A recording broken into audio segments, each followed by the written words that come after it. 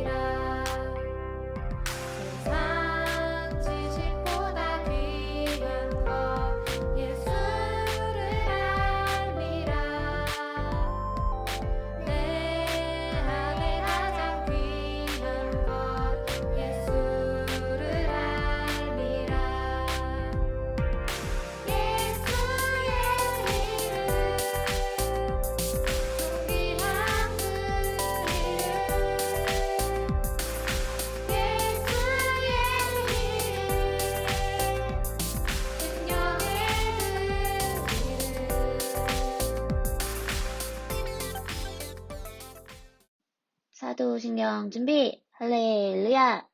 전능하사 천지를 만드신 하나님 아버지를 내가 믿사오며 그 외아들 우리 주 예수 그리스도를 믿사오니 이는 성령으로 잉태하사 동정녀 마리아에게 나시고 본디오 빌라도에게 고난을 받으사 십자가에 못 박혀 죽으시고 장사한 지 사흘 만에 죽은 자 가운데서 다시 살아나시며 하늘에 오르사 전능하신 하나님 우편에 앉아 계시다가 저리로서 산자와 죽은 자를 심판하러 오시리라.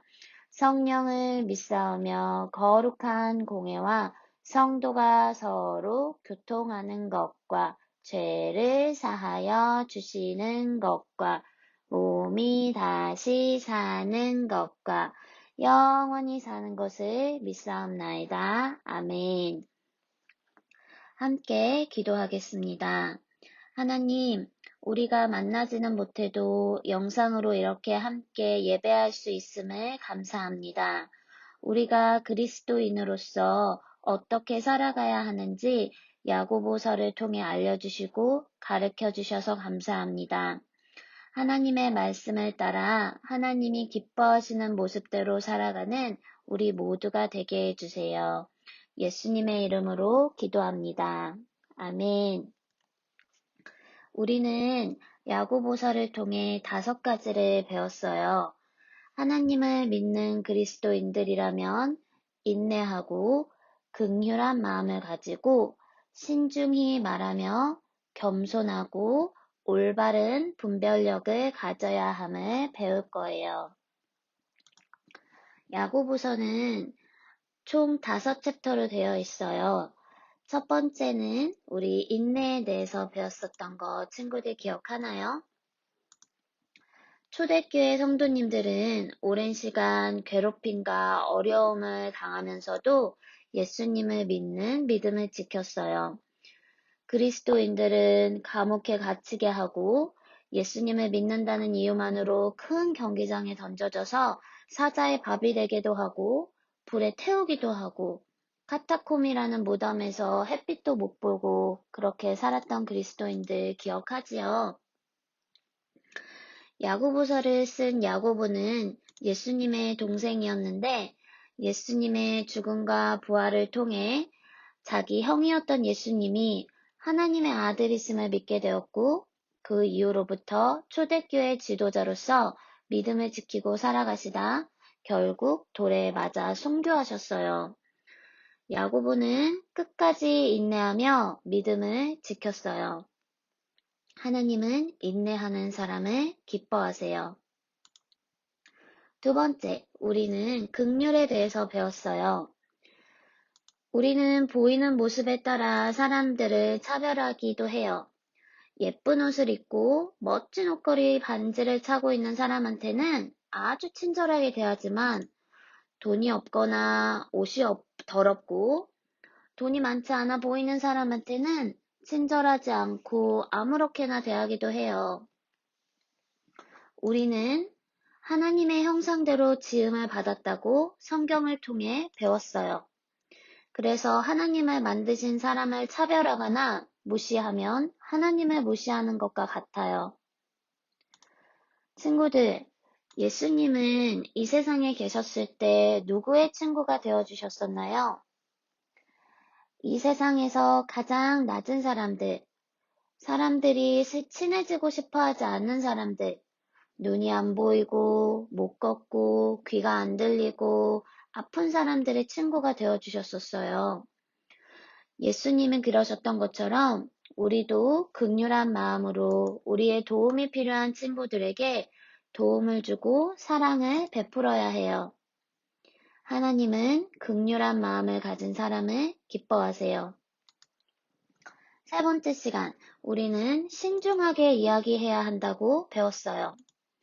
요셉을 기억하나요? 요셉은 형들이 잘못한 일들을 아버지에게 일러서 형들에게 미움을 받기 시작했어요. 또 형들의 곡식단이 요셉의 곡식단에게 절을 하는 꿈을 꾼 것을 이야기하면서 자랑하기도 했죠. 결국 요셉의 형들은 미워하던 요셉을 애굽에 팔아 넘겼어요. 애굽에서 가족과 떨어져 살던 요셉은 신중하지 못하고 하고 싶은 말을 다 하고 사는 사람이 아닌 신중한 말을 하는 사람이 되었어요. 요셉은 애굽에서 억울하게 감옥에 갇히게 되는 일도 있었지만 하나님이 감옥에서 풀려나게 해주시는 날까지 참고 기다렸어요. 결국 요셉은 하나님의 은혜로 애굽의 총리가 되었어요. 하나님은 신중하게 이야기하는 사람을 기뻐하세요. 네 번째 시간, 우리는 겸손해야 함을 배웠어요.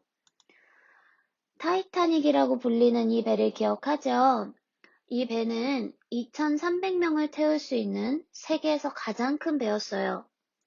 이 배가 바다를 항해하고 있을 때 큰 빙산을 만나게 되었는데 세계 최고의 배이고 가장 튼튼한 배인 것을 믿었던 선장들은 그 빙산을 피하지 않고 그냥 지나가자고 이야기했어요. 겸손하지 못하고 자만했던 이 타이타닉호는 빙산에 부딪혀 바다에 가라앉고 말았어요.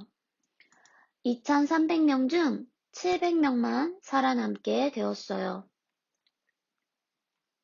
만왕의 왕이신 하느님의 아들, 예수님은 겸손하게 제자들의 발을 씻겨주셨어요. 우리도 예수님을 닮아 겸손한 사람이 되어야 되겠어요. 야고보서 마지막 시간, 5번째 손가락에 새길 교훈은 바로 분별력이에요. 분별력은 옳은 것과 옳지 않은 것을 판단하는 능력이에요. 야고보가 살던 시대의 법정이에요. 그 시대의 판사들은 재판할 때 판결을 내리기 전에 죄 지은 사람에게 이렇게 물어보았어요. 당신의 집에 노예가 몇 명이 있나요? 어느 정도의 크기의 접시에 식사를 하시나요? 땅은 얼마나 가지고 있나요? 재판관은 이 사람이 무슨 일로 죄를 지었는지 어떤 벌을 받게 해야 할지가 아닌 죄 지은 사람이 돈이 많은 사람인지 아닌지가 더 궁금해 보이네요. 그래서 그런지 그 시대 사람들은 어떻게 해서라도 부자가 되고 싶어 했어요. 나쁜 방법으로 돈을 벌어 부자가 되어도 그 시대에는 존경받는 사람이 바로 부자였거든요. 초대교회 당시 부자들은 예수님이 다시 오실 것을 기다리거나 기대하지 않았어요. 부자들은 더 많이 돈을 모으는 것에 관심이 있었기 때문이에요. 나쁜 일을 해서 더 돈을 많이 모은 뒤 자신을 위해 돈을 쓰기에 바빴어요. 멋진 옷도 샀고요.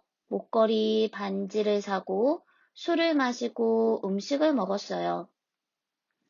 친구들, 부자들이 좋아하는 금, 은, 돈, 옷, 곡식들은 영원하지 않은 것들이에요. 언젠가는 반드시 없어지는 것들이지요. 우리는 영원한 것과 영원하지 않은 것을 분별해야 해요. 옳은 일과 옳지 않은 일을 분별해야 해요.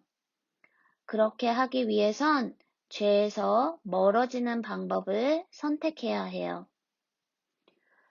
우리가 할 수 있는 가장 옳고 가치 있는 일은 하나님을 예배하고 하나님께 기도하며 하나님을 찬양하는 일이에요.